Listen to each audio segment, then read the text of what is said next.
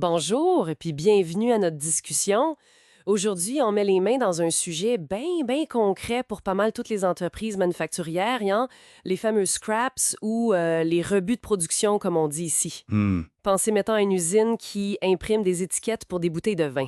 Les étiquettes qui sont tout croches, mal coupées ou avec des couleurs qui fitent pas, ben c'est ça, du rebut. c'est exactement ça. Ça donne absolument aucune valeur au produit fini, là, c'est de la perte sèche. Ouais. Fait qu'on va regarder ça ensemble. C'est quoi exactement ce gaspillage-là? Quel impact ça a pour vrai sur l'efficacité puis les coûts dans une shop? Et surtout, la question à 100 pièces, comment on peut faire pour en générer moins? Absolument. C'est un enjeu majeur. On parle de rentabilité, bien sûr, mais de plus en plus aussi d'impact environnemental. Fait que oui, ça vaut la peine de creuser ça comme il faut. Parfait. Pour commencer simple, là, c'est quoi la définition la plus claire d'un rebut? Si on veut un peu plus loin que l'exemple des étiquettes.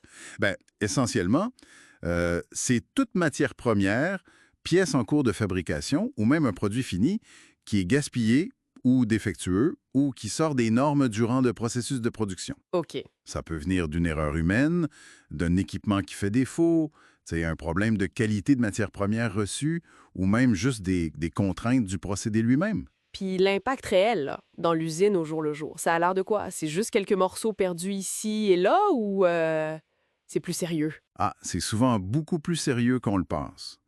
L'impact est fréquemment sous-estimé. Ça fait monter les coûts directs, c'est certain, plus de matériel utilisé pour rien, de la main-d'œuvre qui doit passer du temps à corriger Ouais, ou carrément à refaire des lots. Puis ça, ben, ça ralentit toute la chaîne. et j'imagine. Même un petit pourcentage de rebut, mettons 1 ou 2 quand tu le répètes sur des milliers, voire des millions d'unités, ça devient des sommes d'argent considérables perdues à la fin de l'année. Off! Sans compter le gaspillage de ressources puis l'impact écologique.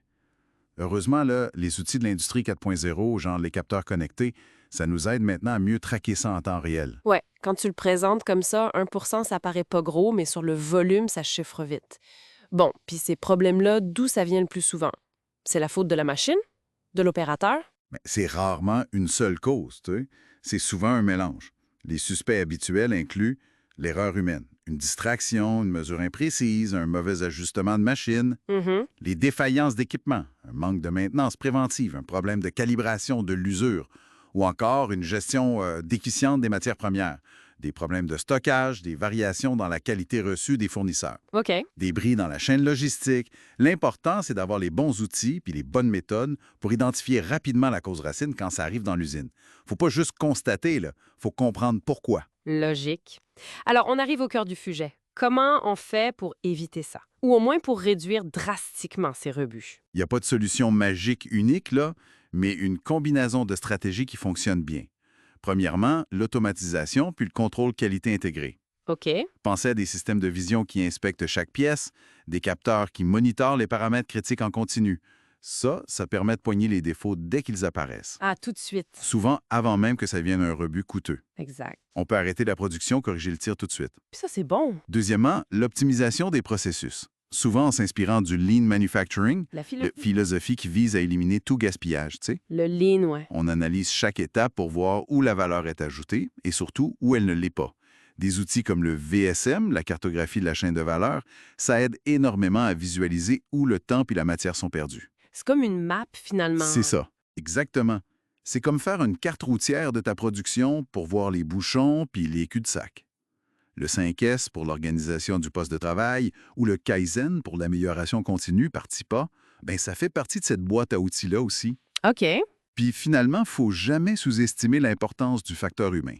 La formation des opérateurs, c'est crucial. Ah oui? Ben oui, des employés bien formés qui comprennent non seulement comment opérer la machine, mais aussi pourquoi on fait les choses d'une certaine manière, quels sont les points critiques, ça prévient énormément d'erreurs. Mm. C'est un investissement continu, c'est sûr, mais ça rapporte toujours. Donc, si je comprends bien, là, s'attaquer au rebut, c'est pas juste une affaire de comptable qui veut couper les dépenses. C'est une démarche beaucoup plus large pour améliorer l'efficacité générale, la fluidité de la production, puis même pour être plus respectueux de l'environnement. Tout à fait. C'est une vraie démarche d'amélioration continue. Les entreprises qui réussissent le mieux sont souvent celles qui combinent les investissements technologiques, que ce soit l'automatisation, l'intelligence artificielle pour analyser les données de production, ce qu'amène l'industrie 4.0, avec un investissement constant dans leurs équipes, dans leurs compétences. Le tech puis l'humain ensemble. Exactement.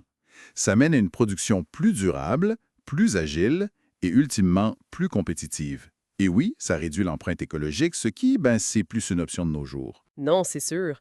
Ça fait réfléchir. Au-delà des chiffres puis de l'efficacité mesurable, on pourrait se poser la question, quel genre d'impact peut-être moins visible la gestion ou la non-gestion des rebuts peut avoir sur la fierté des employés puis sur la culture même d'une entreprise manufacturière? C'est une bonne question, ça. Quand on fait bien les choses du premier coup, ça doit jouer sur le moral, non? Une piste intéressante à explorer peut-être pour une autre fois. Certainement. Merci d'avoir été avec nous pour cette discussion. À la prochaine! Merci. Au plaisir.